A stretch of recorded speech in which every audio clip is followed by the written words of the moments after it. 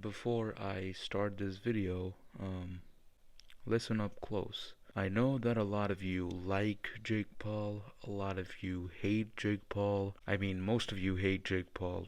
I do too. But this video requires you and me to wear the unbiased cap. Also, I have conveniently placed this video right after Jake Paul versus Tyron Woodley 2 because of obvious reasons. And this video is being made like way before the fight. So by the time I'm editing this, I should know who won the fight. With that aside, Jake Paul, the YouTuber turned pro boxer, a guy that the entire internet has a problem with. The problem child.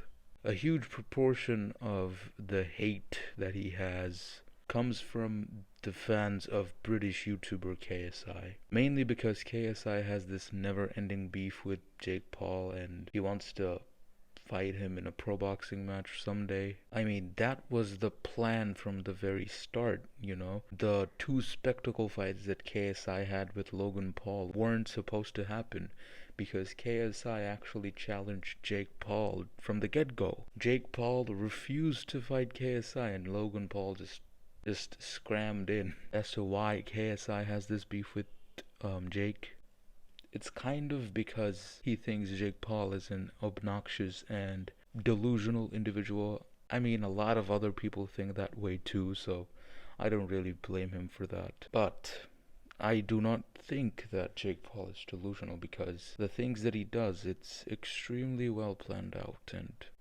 none of us seem to realize it. The problem is that's exactly what Jake wants us to do. Hate him because hate is a type of exposure. If you hate a certain person, you're obviously interested in that person as well. And you're always tempted to know more about him or her. So you search their names on Google trying to know more. And this just, increases the bandwidth of their brand. And his brand never dies off. The obnoxious and delusional individual that you see as Jake Paul is just an online gimmick that has been made obnoxious and delusional so that we hate him and we give him attention. I mean, even his mom says it, and all of our mothers know us from deep within. So Jake started off his social influencing career on Vine with his brother Logan Paul, where they would post corny comedic videos like the ones you see on TikTok. He then, along with his brother, moved to YouTube after the Vinepocalypse. R.I.P. Vine, you will be forever missed. And in YouTube, Jake started to switch content. He started to make adult baby content for an audience of 5 to 10 year olds and got exposure. I mean, damn, insane amounts of exposure. Then after some years his YouTube channel died off, mainly because he stopped posting adult baby contents for 5 to 10 year olds. He started to sway more towards music and boxing. But the problem is, at one point he started to say that he hates YouTube and has always hated it, and literally asks YouTube to frick itself. This obviously angered a lot of people because Jake was disregarding the platform that made him Jake.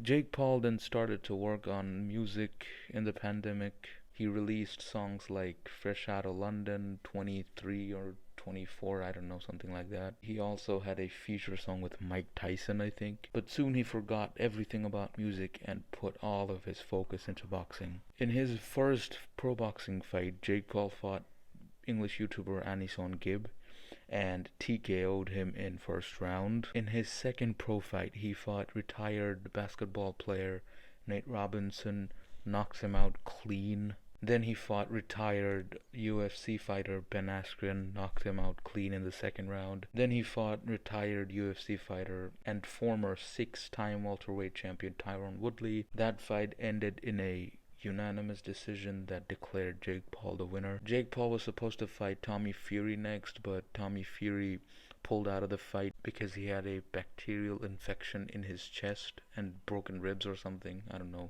And Tyron Woodley filled in his place, so we're gonna see Tyron Woodley versus Jake Paul 2 on December 18th. So he has had 5 pro boxing fights in about 2 years. Damn, that is pretty decent, to be honest. And he has made multiple, I'm talking about 8 figures. My guy, he has made 8 figures from his fights. My man is rolling in money right now. And because of these boxing fights and his internet persona, Jake Paul's relevancy that was somehow clinging on for dear life once upon a time because he had left entertaining kids has been completely revived. I mean, everyone has been talking about him in the boxing community and as well as YouTube. Some people roasting him, calling him a clown, and some covers his boxing fights.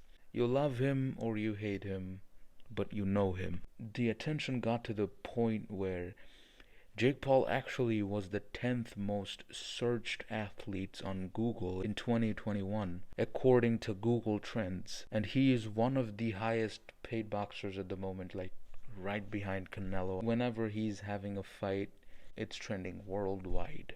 If this isn't a career revival, my guy, I don't know what is. Another thing that people hate about Jake Paul is his calling out influential people. My man has called out Tiger Woods, Dana White, Conor McGregor, Canelo Alvarez, Zayn Malik, Gigi Hadid, random YouTubers, KSI obviously, and the list just goes on, my guy. This calling shots formula has been implemented by a lot of YouTubers for attention. The prime example being Nikocado Avocado more recently.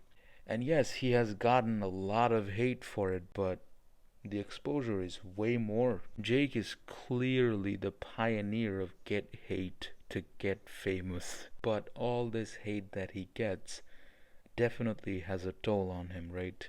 I can see that because Jake actually meditates a lot to fight with it. But from time to time, Jake does break down because of it. And most of the time, Jake uses all of that negativity as fuel to win fights and get paid racks. And the fact that with every fight, Jake's haters are just decreasing by the minute, it's truly surprising. Jake Paul and YouTube boxing in general has brought a lot of young eyes to the sport of boxing, and now a lot of them want to become a pro boxer in the future. So Jake has really done the sport of boxing a big deed. Like, boxing definitely owes him a big one. I don't know what Jake Paul will do next, cause this dude is mad unpredictable, but his reputation has definitely been lifted back up. No doubt about it, this is the resurgence of Jake Paul. Doesn't really do anything to the fact that I don't like the dude. So if he benefits from my hate, I think I like Jake Paul. Just for God's sake, Jake, don't use your platform to scam your fans.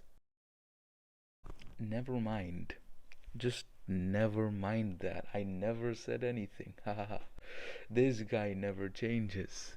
Okay, the fight has happened and Jake knocked out Tyron in the 6th round. Damn, well played, Jake.